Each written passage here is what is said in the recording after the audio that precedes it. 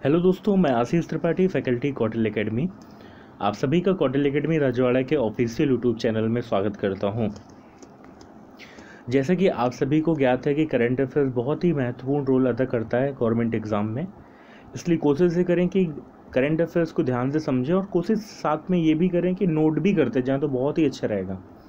ठीक है, चाहे स्टेट लेवल के एग्ज़ाम हो, MPPSC, MPSI, कांस्टेबल या सेंट्रल लेवल के बैंकिंग, SSC, रेलवे क्यों ना हो, इसलिए कोशिश करिए कि ध्यान से समझने की कोशिश करिए।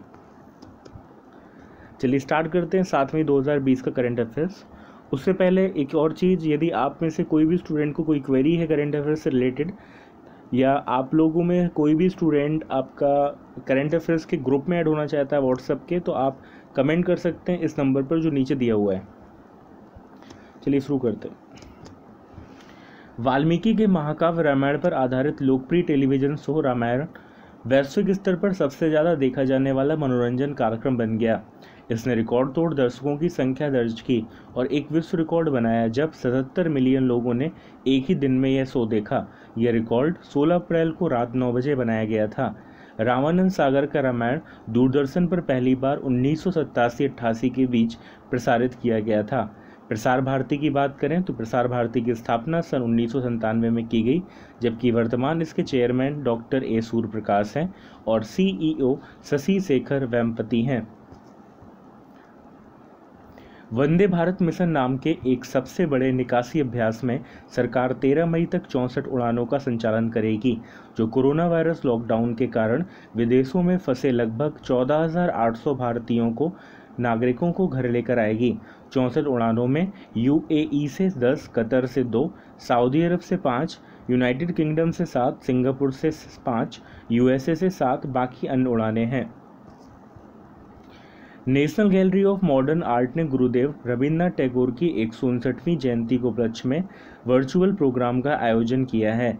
इसकी title Gurudev journey of the Maestro through his visual vocabulary रखा गया। रविन्द्रनाथ टैगोर प्रसिद्ध कवि, उपन्यासकार और चित्रकार थे।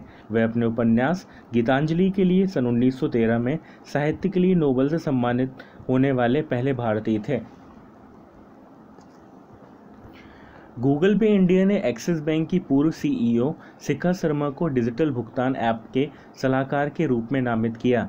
लॉकडाउन के बीच खुले हुए किरानों के सामान की बिक्री करने वाला स्टोर खोलने के लिए बेंगलुरु में उपयोगकर्ताओं को मदद करने के लिए गूगल ने अपना नियर स्पॉट लॉन्च किया है।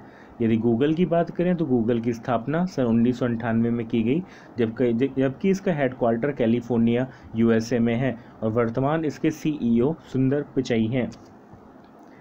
वैसाख, जिसे बुद्ध जयंती के रूप में भी जाना जाता है, गौतम बुद्ध के जन्म, ज्ञान और परिनिर्वाण को स्मरण करता है। इसी दिन गौतम बुद्ध का जन्म 623 ईसा पूर्व में हुआ था। यह माना जाता है कि यह वह दिन था जब उन्होंने आत्मज्ञान प्राप्त किया था। बुद्ध का जन्म कपिलवस्तु, जो वर्तमान नेपाल में है, के पास 566 ईसा पूर्व में लुम्बिनी में राजकुमार सिद्धार्थ के रूप में हुआ था। उन्होंने अपना पहला उपदेश वाराणसी के पास सारनाथ में दिया था।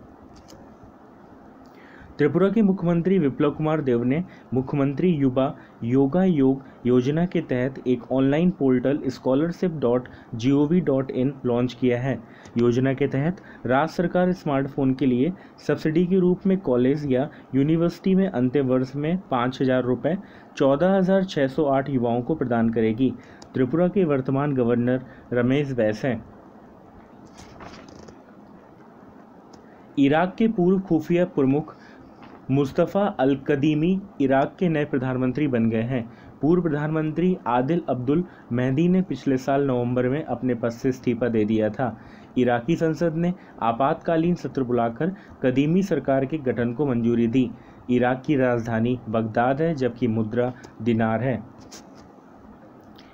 बजट सर्वेक्षण के अनुसार भारत को बजट पारदर्शिता ट्रांसपेरेंसी के मामले में 117 देशों में 53वें स्थान पर रखा गया है। भारत को 100 में से 49 का पारदर्शी स्कोर प्रदान किया गया, जो कि वैश्विक औसत 45 से अधिक है। न्यूजीलैंड 87 के स्कोर के साथ चार्ट में सबसे ऊपर है। विश्व एथलेटिक्स दिवस 2020 इस वर्ष 7 मई को मनाया जाता है।